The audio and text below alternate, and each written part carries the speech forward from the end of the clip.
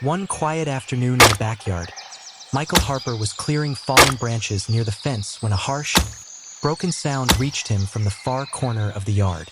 It wasn't a bird. It wasn't a dog.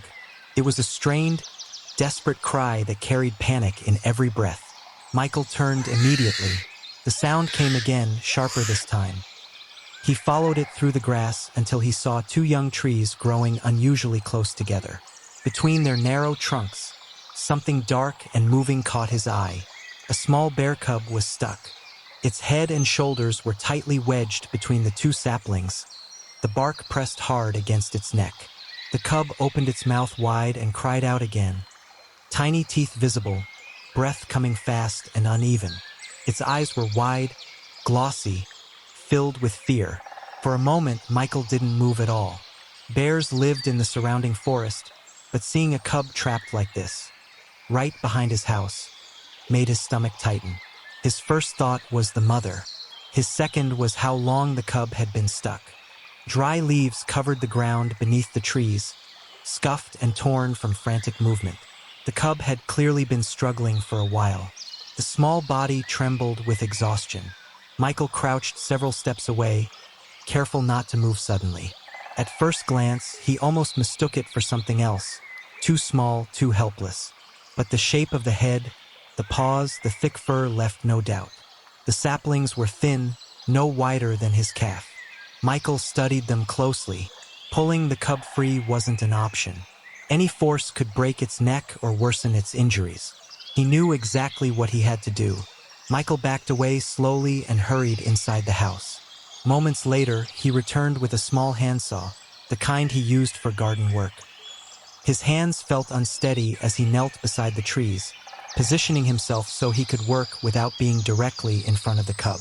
The forest behind him was silent. Too silent. Michael took a deep breath and began to saw through one of the trunks, keeping his movements slow and controlled. Each stroke scraped softly through the wood. Fine dust floated in the sunlight. The cub reacted immediately, growling weakly and trying to pull back. Michael stopped several times, lowering his voice, murmuring calmly even though he knew the cub didn't understand the words. He worked carefully, pausing often, constantly scanning the tree line. Every second felt stretched thin. If the mother appeared now, there would be no escape. After several tense minutes, the trunk began to weaken. A faint crack ran along the wood. Michael adjusted his grip and made a final, controlled cut. The gap widened just enough. Michael slid his hand beneath the cub's head, not gripping, just guiding. As the pressure released, the cub slipped free and dropped onto the grass with a dull thud. The saw fell from Michael's hand. The cub lay on its side, breathing hard, its entire body shaking. Tried to rise, failed, and collapsed again. Only then did Michael notice the damage. A long abrasion ran along the cub's neck and shoulder, raw and reddened from being pressed against the bark. There was little blood, but the injury looked painful and deep enough to drain its strength. Michael felt his chest tighten. He stepped back immediately, giving the cub space. After a few seconds, it lifted its head slightly, eyes locked onto him. Not aggressive, just frightened and alert. Michael knew he couldn't leave it like this. He went back inside and returned with a small first aid kit, a bowl of water and some food. Moving slowly, he placed the items nearby and retreated several steps. The cub hesitated, then crawled forward and drank greedily. It ate quickly, never fully relaxing, staying low to the ground, constantly listening. That behavior made Michael uneasy. This wasn't a lost pet. This was the wild. As the cub finished eating, it suddenly froze. His head snapped toward the forest. Ears lifted, muscles tightened. Michael felt it too. Something was close. Michael didn't move. The cub stayed frozen near the trees, its body low, eyes fixed on the forest. Every muscle in it was tense, as if waiting for something to burst out from the shadows. The air itself felt heavier. Michael slowly reached into his pocket and took out his phone. His fingers trembled slightly as he dialed the local forest ranger station. He kept his voice low, controlled, explaining exactly what had happened. The trapped bear cub, the injury, the forest being dangerously close. The response was immediate. Do not approach the cub again. Keep your distance. Stay where you are. We're coming.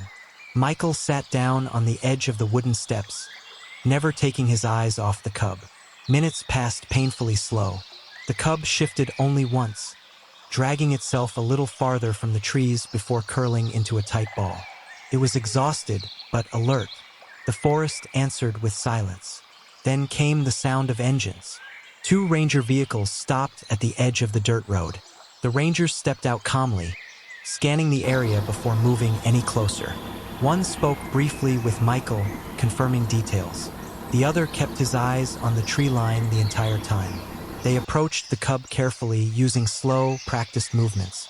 A metal transport cage was placed nearby. With a lightweight barrier, they gently guided the cub inside. It resisted weakly, letting out a short growl, then gave in to fatigue. Once the door closed, the cub settled low, watching everything through the bars. It's a brown bear cub, one of the rangers confirmed quietly. Very young. The mother is almost certainly close. They thanked Michael for acting correctly, for not trying to keep the animal, not moving it deeper into the yard, not delaying the call. Any mistake could have ended badly. The cub was transported to the ranger station for examination. Michael watched the vehicle disappear, only then realizing how tight his chest had been the entire time. At the station, the cub was placed in a quiet, enclosed area with minimal human presence. The abrasion on its neck and shoulder was carefully cleaned and treated with antiseptic. A light dressing was applied, enough to protect the wound without restricting movement. Food suitable for its age was placed nearby. The cub ate slowly, pausing often, listening to every sound. Despite the injury, its instincts were sharp. Over the next day, the rangers monitored the cub closely. There were no signs of serious complications. Strength returned steadily. Everything pointed toward a single goal: reunion, not long-term care. Early the next morning, the cub was transported back to the forest near where it had been found. The location was chosen carefully based on tracks and recent activity. The rangers moved quietly, deep between tall trees where human presence faded away. The transport cage was placed on the ground. The door was opened. They stepped back. For several long moments, nothing happened. Then the forest moved. A large brown bear emerged from the undergrowth, massive and silent. She stopped the instant she saw the cub. Her posture changed, protective, focused, powerful. The cub lifted its head and let out a soft sound. The response was immediate. The cub rushed forward, pressing against its mother's chest. The bear lowered her head, sniffing, confirming. She stood over the cub, shielding it with her body, eyes scanning the surroundings. No one moved. No one spoke. After a few seconds that felt far longer, the mother turned, guiding the cub with her body. Together, they disappeared into the forest, swallowed by trees and shadow. The silence returned. Michael stood still, watching the empty space where they had vanished. What had started as an ordinary afternoon ended as a reminder. The wild does not belong to humans, but sometimes, for a brief moment, their paths cross. And when they do, the only right choice is to step back and let nature finish the story. Don't forget to subscribe so you won't miss new stories. And now just click the playlist or the next video on your screen.